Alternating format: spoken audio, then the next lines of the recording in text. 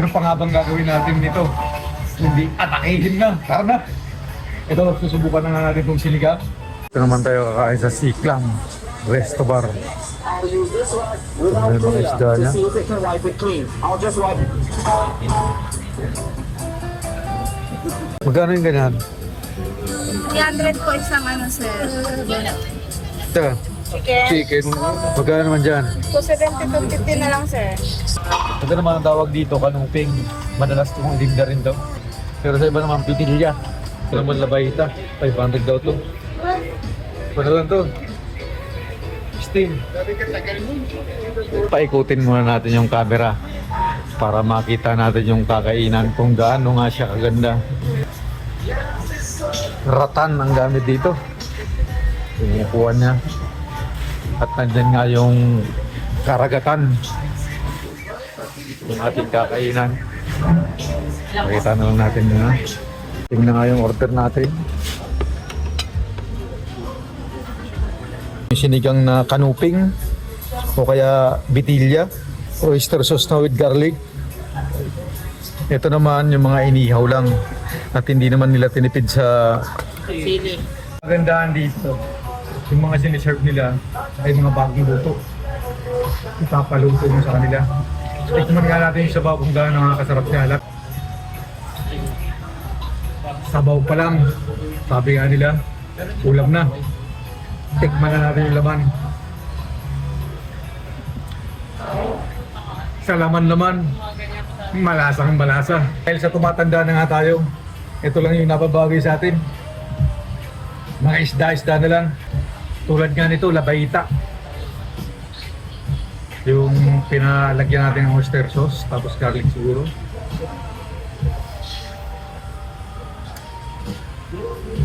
Malinam, gawa ng sariwa nga siya. Halos sa kung naman dito, tabi-tabi yung mga kinakainan. Ang nagustuhan ko lang dito sa ating kinakainan, gawa ng nakikita mo yung pinapaluto mo sa kanila. Sinabawan na to. Walang kamatayang sinabawan. Kasi yun naman talaga mga nababagay sa isda. May sabaw. Tuloy-tuloy naman yung kainan. Galit-galit muna tayo. Yun. Tatanungin naman natin tong isa kung gaano nga kasarap yung mga kinakain niya. Kung bibigyan ng grado yung kinakain mo, yan tulad yan, iniyaw. Sa out of 10, pang ilan naman yung marka mo dyan? Pero yung mga ganito masarap talaga. Para sa akin, hindi na mahalaga kung mahal man siya o mura. Ang importante, gusto natin yung panlasa. At higit sa lahat, gusto ng ating pamilya. Nga lang, mas gusto nila talaga yung mga karne. Tayo naman, isda-isda lang muna. Pero tikman din natin yung karne para malaman natin kung gaano nga kasarap din. Ito naman yung manok na iniyaw. Nakamarinate sila.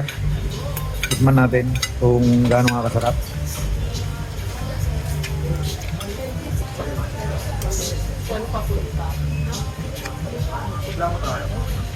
Hindi mo na kailangan ng sausawan. Malasa na. Pero nasa pa rin yun kung sasausaw mo pa rin sa sili. Lalo sarap siya. Ito naman baboy. Nakababad ka sa yan. Tikman natin kung gaano kasarap. Hindi. No comment. Parang yung lasa niya. Sasabihin ba natin yung totoo?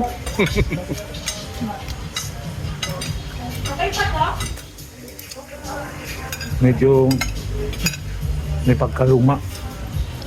Yung nalalasahan ko dun sa lahat niya. Base lang yun dun sa aking panlasa. Siguro medyo matagal lang itong marinate. Kaya stop na. Kasalukuyan, pinatawag natin yung stop dahil tungkol nga sa pagkain yung pina-vlog natin. Dahil nalasahan ko lang naman yung dapat kong lasaan at kailangan maipaalam din natin sa kanila nga yung pangyayari. Tulad nga nito, madam, anong dapat gawin? Pwedeng i-ano na lang po natin siya sa Or kung gusto niyo patanggalin na lang sa total, hindi naman po namin siya na check na ano kaagad kasi last part na po siya ng fork na napadala na pa market. Pero isa sa uli daw po sa market naman siya. So accepted naman sila kasi tumawag naman kami sa purchaser.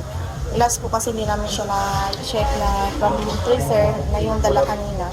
So hindi po namin talaga siya na ano kaagad. So last po sa inyo nakuha yung part na fork. Kasi siya nakuha. Okay lang naman yun.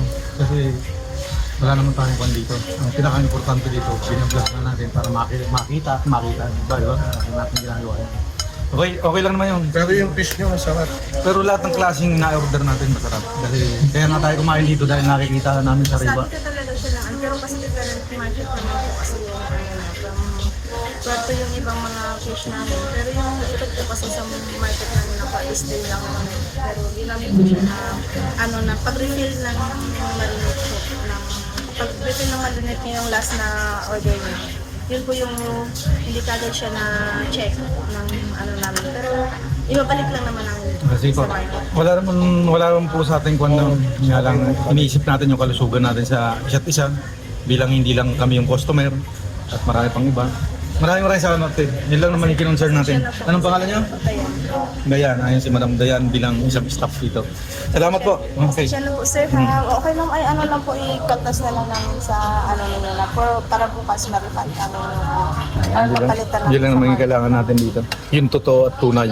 Pero sa totoo lang, yung pangyayari, nakain na lahat ng mga pamilya ko. Uli ko lang naman silang tinikman. At sinabi nga rin nila na may lasa, kaya tinikman ko rin. Sana hindi sumakit yung tiyan natin. Hindi lang mahalaga doon. Kung maganda naman sa kumura natin, hindi wala naman kung nagkaroon lang ng lasa. Yung, kumbaga parang stuck na siya. Wala naman tayong doubt dito, wala tayong ito concern lang natin na huwag makain ng iba. Yun naman pinaka-importante sa lahat doon. Bago ang lahat, baka isipin nyo, malilibre si Mr. Peps. Nakahanda si Mr. Peps ng bayad sa kinakain niya. Ang iniisip lang natin, yung kaligtasan ng iba. Hindi lang sa akin. Alam naman nila yung pangyayari, pero pinilit siguro nilang serve pa. Kaya, kain lang tayo. Sa totoo lang, ang dapat babayaran natin dito ay nasa 3,000 megit. Lista lang nila yung tatlong order ng liempo. Gawa ng medyo pangit nga yung lasa. Tayo hindi naman naghihingi na talaga ng discount dito. Ang nais lang talaga natin dito yung serve ng maayos, lalo-lalo na yung tungkol sa pagkain. Sa kakainin ng bawat isang customer, hindi lang kay Mr. Peps o kaya sa pamilya niya. Kailangan pagtungkol sa pagkain, maging malinis at yung lasa, walang lasang pangit. Kailangan masarap lagi. Ayun lang yung nice parating ng Mr. Peps, wala namang iba. Shoutout sa atin lahat. At muli magandang gabi sa atin lahat.